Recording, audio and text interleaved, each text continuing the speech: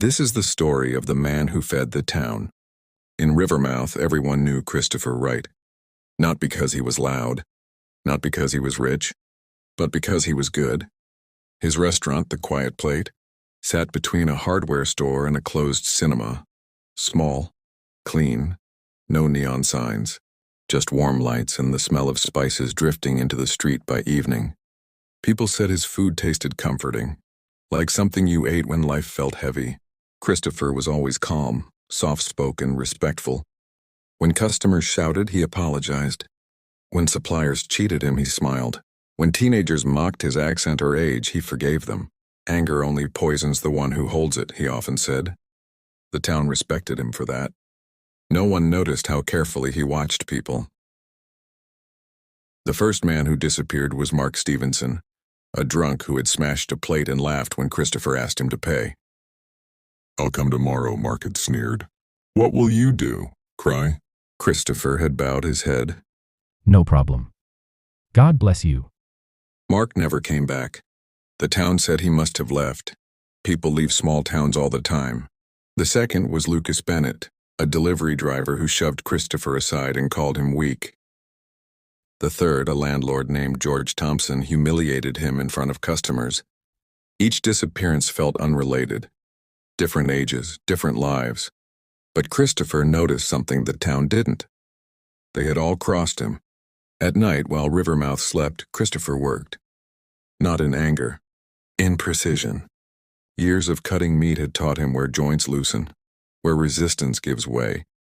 Years of stitching sacks and torn aprons had trained his hands to move steadily, patiently. By morning, no one suspected a thing, and by evening, the restaurant was full. People praised his food more than ever. "There's something different lately," they said. Richer flavor. Deeper. Christopher only smiled. By the fifth disappearance, rumors started. The police asked questions, but Christopher was helpful. He offered tea. He provided receipts. He even fed the officers for free.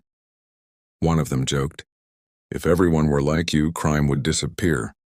Christopher laughed politely. Inside, he corrected him. "It already has, just not the way you think." The town admired him more now. Mothers sent their children to work at his restaurant, trusting his gentle presence. Elders blessed him after meals. He was invisible in the most powerful way. The sixth person was supposed to be simple, but Emily Carter, a local school teacher, saw something she wasn't meant to. Walking home late, she noticed Christopher's back door open.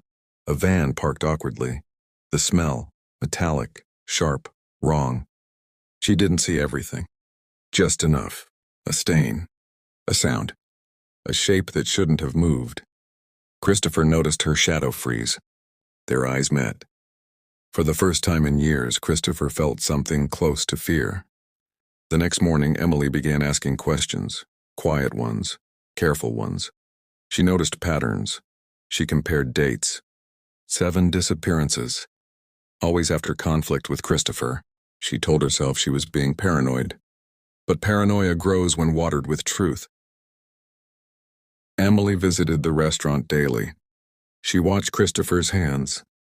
Too steady, too confident. She spoke to townspeople gently, indirectly. Some brushed her off, others hesitated. "He's too perfect," one woman whispered. Emily went to the police. They smiled kindly. "You're tired," they said. "You're imagining things." That night, Christopher stood outside Emily's house. He had planned 7. She was becoming the 7th. But something stopped him. For the first time, someone saw him. Not the mask. Not the kindness. Him. The actual 7th was Jonah Miller, a journalist passing through town. Curious, observant, dangerous. When Jonah didn't return from an interview with Christopher, Emily knew.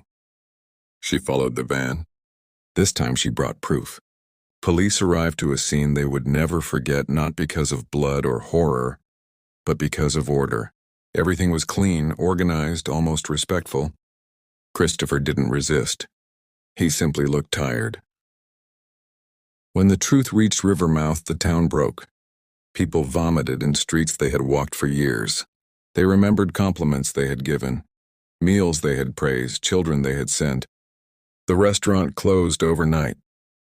Christopher's final words to the court were quiet. You ate without asking. You respected me because I was useful. I only returned the favor. Years later, Rivermouth still smells like spices in the evening, but no one eats out anymore. And forgiveness once admired now terrifies them, because they learned too late. The most dangerous monsters are the ones who never raise their voice.